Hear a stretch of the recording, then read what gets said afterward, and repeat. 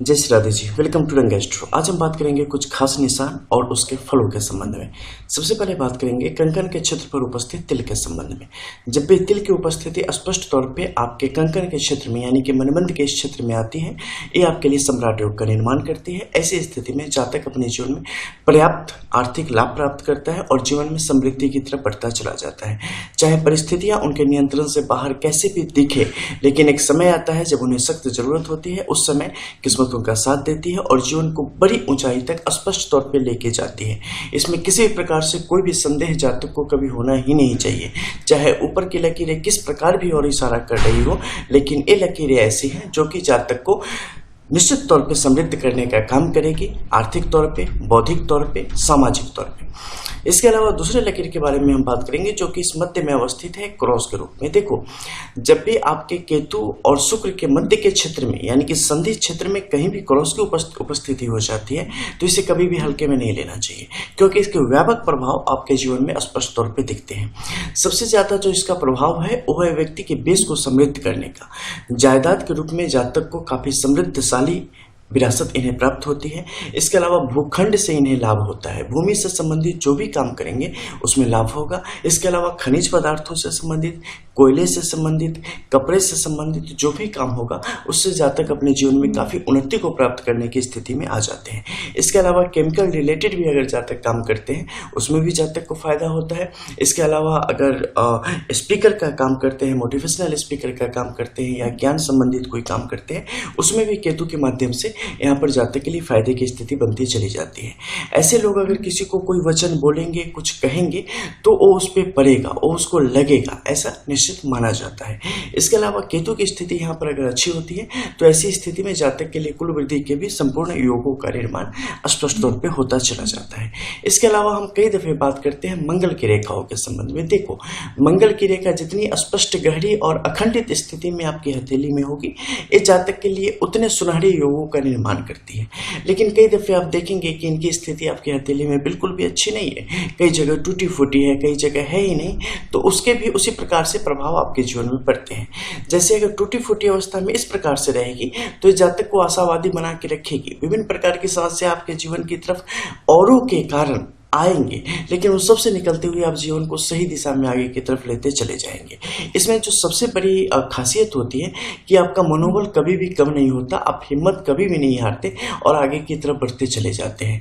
आपकी ऊर्जा कभी भी कम नहीं होती, आपके अंदर की जो ताकत है वो कभी भी कम नहीं होती और आपको जीवन की समस्त खुशियां देने का ये काम करती है और आगे की तरफ बढ़ा के ले जाने का काम करती है। जब भी ये स्थिति आएगी, व्यक्ति स्वास्थ्य के मामले में यहाँ पर समृद्ध रहने की स्थिति में रहेगा। स्वास्थ्य पर हालांकि ध्यान हल्का रखना चाहिए, क्योंकि बीमारी होगी तो बड़ी होगी, नहीं तो कुछ नहीं होगी, ठीक है। औरों के बहुत ज्यादा आप काम आएंगे, औरों को आपसे बहुत ज्यादा लाभ की स्थिति स्पष्ट तौर पे बनेगी। इसके अलावा रक्षा क्षेत्र से संबंधित अगर कोई काम करते हैं तो उसमें जातक के लिए यहाँ पर फायदे की स्पष्ट तौर पे स्थिति बनती है। इसके अलावा रेलवे से संबंधित काम में भी जातक के लिए शुभ योगों का निर्माण होता है। अब हम बात करेंगे नीचे के क्षेत्र से आ रहे एक बड़े मत्स्य चिन्ह के विषय में, जो कि स्पष्ट तौर पे आपको इस हथेली पे यहाँ पर दिख रही होगी, जो कि यहाँ से कॉर्नर ले रही है, आगे जाके एक बड़े पूंछ के रूप में यहाँ पर तब्दील हो रही है और नीचे से आके यहाँ पर एक स्पष्ट तौर पे मत्स्य चिन्ह का निर्माण कर रही है। एक बड़ा मत्स्य चिन्ह स्पष्ट शुभ योग का निर्माण करता है। ऐसी स्थिति में जातक के अपने जीवन में, और खासकर इनका देखेंगे तो मुख शुक्र के इस क्षेत्र की तरफ है, यानी कि जातक को अपने पैतृक संपत्ति से, जहां जातक का जन्म हुआ है उसी क्षेत्र से, वहीं से जातक के लिए लाभ के योग बनेंगे। जातक की स्त्री भी जातक के लिए सौभाग्यशाली होगी। जातक की जो पुरखों की जमीन जायदाद है वही उनके लिए अच्छा कार्य करने वाली होगी।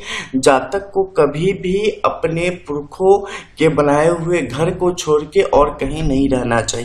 जातक को आज जन्म अपना घर निर्माण नहीं करना चाहिए। जातक अगर घर निर्माण करेंगे तो उन्हें वहां पर घाटा होगा। जातक को अपने पुरखों की बनाई हुई जमीन जायदाद से ही कुछ उत्पन्न करके उसमें प्राप्त करना चाहिए, खाना चाहिए, रहना चाहिए। ऐसी स्थिति हमेशा बरतनी चाहिए।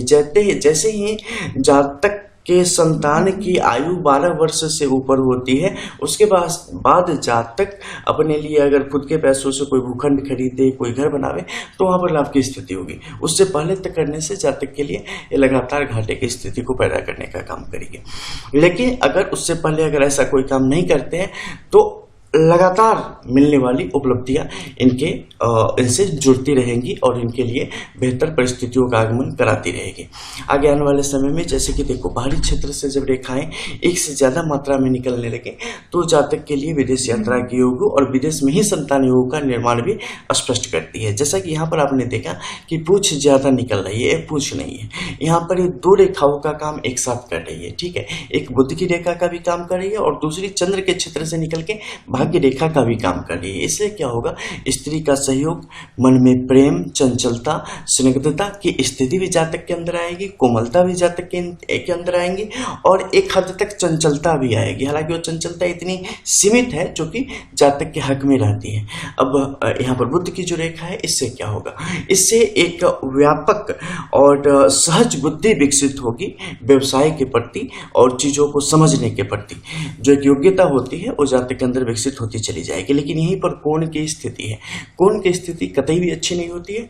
जातक को जल से थोड़ा सा दूरी बरतनी चाहिए। जहां पर भी अगाध जल हो वहां से दूर रख के अपने जीवन को बचाना चाहिए, अन्यथा प्राण पर संकट की स्पष्ट स्थिति यहाँ से जातक के लिए उत्पन्न हो जाती है।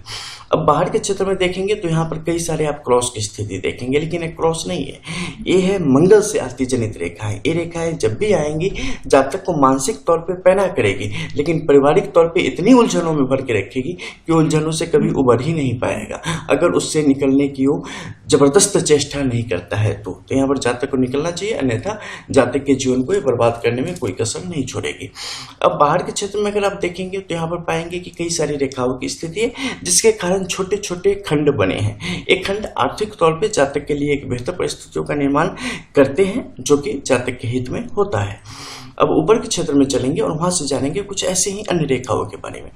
जैसे गुरु के क्षेत्र में बहुत लंबी लकीर, स्पष्ट तौर पे गुरु का आने का मतलब होता है कि आध्यात्मिक तौर पे ये आपके बड़ी विशाल व्यक्तित्व को दर्शाता है, बड़ी उपलब्धियों को दर्शाता है, आने वाले समय में एक बहुत बड़े पद को सुशोभित करने की स्थिति को दर्शाता है। जब आपको भान भी नहीं होता कि आपकी जिंदगी आपको कहाँ ले जा रही है, उस समय भी ये आपके लिए अनवरत कार्य करती रहती है और आपको एक बड़े मुकाम तक स्पष्ट तौर पे ले जाने का काम करेगी। यहाँ पर का क्रॉस आपके लिए स्पष्ट योग बनाता है जो कि आपको विभिन्न प्रकार के प्रशासनिक सेवाओं में, सरकारी नौकरियों में आपके योगदान को निश्चित करता है। इसमें किसी प्रकार से फेरबदल के कोई योग होने ही नहीं है। इसके अलावा मध्य के क्षेत्र में आप देखेंगे तो यहाँ पर की जो क्रॉस की स्थिति है, ये व्यक्ति को कई मामलों में भोला भी बनाता है, कई मामलों में खुद के हाथों आपके अपने पैर पे कुल्हाड़ी भी चलवाता है और आपके लिए नुकसान भी पैदा करता है। लेकिन दूरगामी प्रभाव देखेंगे तो आपके लिए सुनहरे योग का निर्माण स्पष्ट तौर पे करता है। इसके अलावा मध्य के क्षेत्र में जो यहाँ पर क्रॉस है पूर्ण रूप से विकसित नहीं है। जब भी पूर्ण रूप से विकसित नहीं होता है क्रॉस, उस समय क्या होता है कि आप कोई भी काम शुरू करोगे, सब अच्छे विचारों से करोगे, अच्छे मन से करोगे, लेकिन आगे जाके उसका रिजल्ट उस तरीके से आपके हाथ में नहीं आएगा, जो फायदा दिखना चाहिए वो नहीं दिखेगा और कोई टेक ओवर कर लेगा या कोई और उन चीजों को लेके आगे बढ़ जाएगा, आप फिर कहीं और निकल जाओगे ढूंढने कुछ और। तो ऐसी स्थिति को भी यहाँ पर बढ़ाने का काम करता है, परेशानियों को आपकी हथेली से जाने नहीं देता। हालांकि ये बहुत छोटी होती है, जैसे ही आप इन्हें पार पाएंगे आपके लिए खुला आसमान है, लेकिन एक खास समय तक आप इसे पार ही नहीं कर पाते। ये भी एक विडंबना ही है। इसके अलावा सूर्य के क्षेत्र को निश्चित तौर पे देखा जाना चाहिए।